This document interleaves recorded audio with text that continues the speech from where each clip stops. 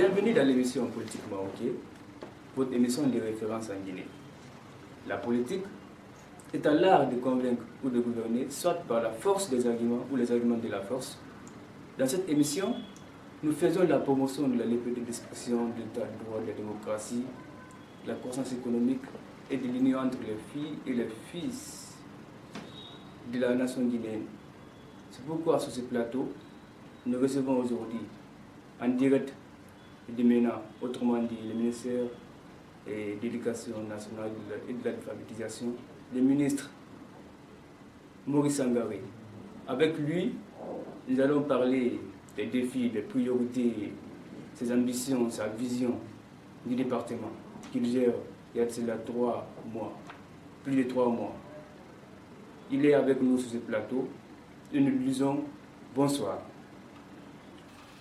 Bonsoir. Ravi de faire votre connaissance et depuis fort longtemps qu'on vous cherche. Bienvenue aujourd'hui avec nous. Nous voulons connaître réellement votre parcours professionnel. On va commencer par cette question. Quel est votre parcours professionnel? Ah, belle question. Je suis Maurice Sangaré.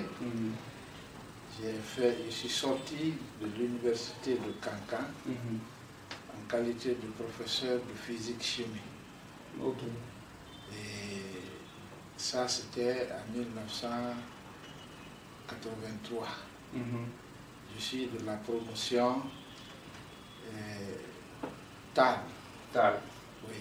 Ok. Et après un certain temps d'enseignement, j'ai réussi un concours de renforcement de capacité à l'ISEC pour intégrer le corps des professeurs d'école normale. C'était dans quel ISEC Manéa, ok.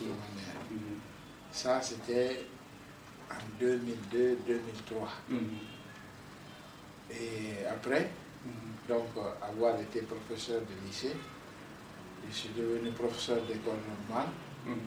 J'ai enseigné en qualité de professeur de lycée au lycée Oustoya de Pita et en qualité de professeur d'école normale à l'école normale d'instituteur de l'Abbé. Oui. De 2003 à 2011. J'ai été nommé en 2008 directeur des études de l'école normale d'instituteurs de l'Abbé. Et en 2011, inspecteur régional de l'éducation de l'Abbé. Et en 2017, j'ai été muté en qualité, bien sûr par décret, en qualité d'inspecteur régional de l'éducation de Mam. Et le 25 mai 2018, j'ai été nommé ministre de l'Éducation nationale. Quand on parle de votre parcours professionnel, il y a une opinion face aux médias qui disent que vous avez eu des difficultés à l'ABE. Éclaircissez-nous dans ce point.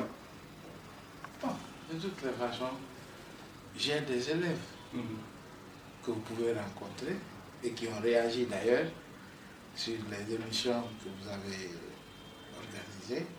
Comment vous pouvez voir un professeur d'école normale ou un professeur qui est sorti de Cancan et qui a fait 22 ans au lycée Oustoya. 22 ans? Oui. Okay. Au lycée Oustoya de Pita, où on a eu les premiers de la République. Allez voir les relevés de notes. Puisque je donnais des cours de physique et des cours de chimie. Allez voir des relevés de notes.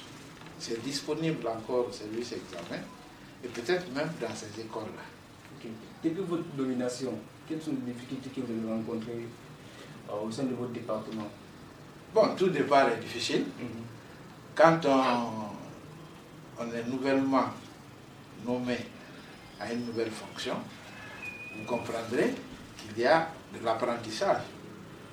mais pas un apprentissage, en tout cas de mon côté sur le plan pédagogique. Ce n'est pas un apprentissage, je sais de quoi il s'agit. C'est le reste du pilotage peut-être qui peut être un apprentissage par rapport à certains dossiers. Mais en ce qui concerne les questions d'accès, les questions de qualité et parfois même les questions de gouvernance, je me retrouve. Et grâce à mes collaborateurs que j'ai trouvés sur place, mes conseillers, et j'arrive à résoudre mes problèmes. Et face aux examens précédents, quelles sont les raisons qui vous ont poussé à écourter le timing qui a été laissé par votre prédécesseur? Non, il faut comprendre que je suis venu juste à la veille des examens. Il fallait tout de suite faire une analyse rapide de la situation qui se présente et prendre une décision responsable. Une décision responsable. Nous avons donc pensé que en 11 jours, on aurait pu faire tous les examens, les 3 examens. L'examen de fin de cycle primaire, l'examen du brevet, l'examen du baccalauréat unique. Et nous sommes arrivés à ces résultats sans problème. En 11 jours, pour un processus d'examen, cela n'a-t-il pas joué sur les évaluations des élèves? Mais comment?